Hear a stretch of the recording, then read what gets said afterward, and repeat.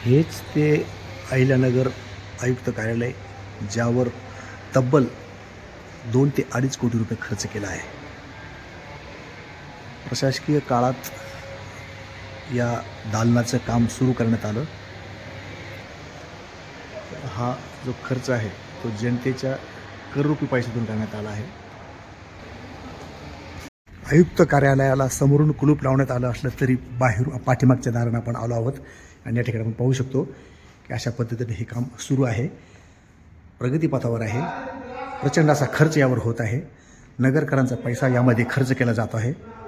राज्याचे मुख्यमंत्री, नगरविकास खात्याचे मंत्री, नगरविकास खात्याचे सचिव या सर्वांना असा प्रश्न आहे की या दालनावर इतका प्रचंड असा खर्च करण्याचं कारण काय, याची चौकशी आपण करणार आहात का? आपण पाहू शकतो या ठिकाणी बैठक जी आहे, मीटिंग हॉल आहे.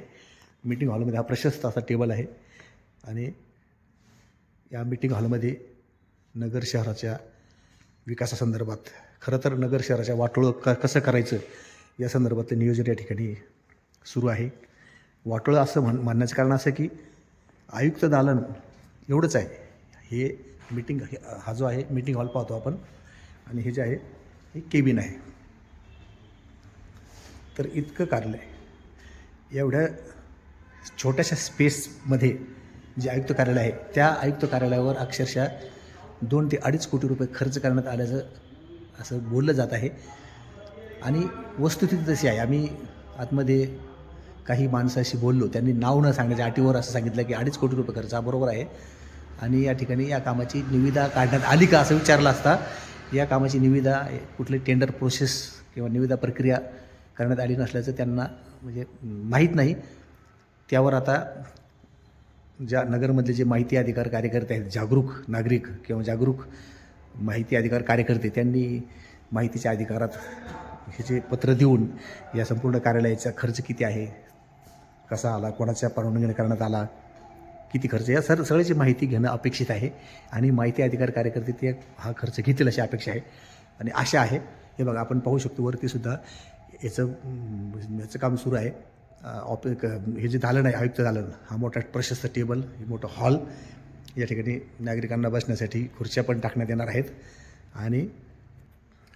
आणि करोड रुपये खर्च करून हा वरती आपण POP करण्यात आला आहे.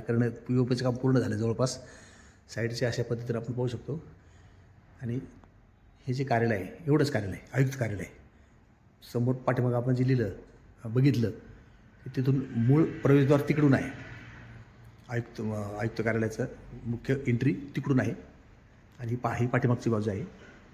आणि अशा पद्धतीने हे कार्यालय छोटंसं, मात्र या छोट्याशा जागेत हे कार्यालय थाटण्यासाठी 2 ते 2.5 कोटी रुपये खर्च करण्यात आला.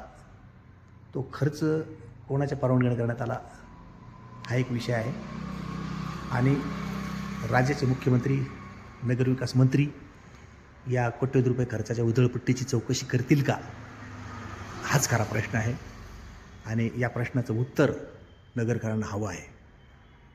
या व्हिडिओच्या माध्यमातून, या बातमीच्या माध्यमातून आम्ही असं आवाहन करतो राज्याचे मुख्यमंत्री देवेंद्र फडणवीस, नगरविकास मंत्री, उपमुख्यमंत्री एकनाथराव शिंदे आणि नगरविकास खात्याच्या जे सचिव असतील, जे अधिकारी असतील, त्या सर्वांना अशी विनंती आहे की या जो अनाठाई खर्च हा जो झाला आहे, कारण हा खर्च न करता सध्या आयुक्त जिथं बसतात तिथंसुद्धा, त्या छोट्याशा दालनातूनसुद्धा काम होऊ शकतं, सुरू आहे काम. परंतु मग इतका मोठा खर्च करण्याची आवश्यकता काय आहे? नगर शहरातले अनेक प्रकल्प असे रखडले आहेत. आणि नगर शहर जे सगळ्यात महत्त्वाचं, पाणी योजनासुद्धा जी आहे आवश्यक आहे, ती पाणी योजनासुद्धा अपूर्ण आहे.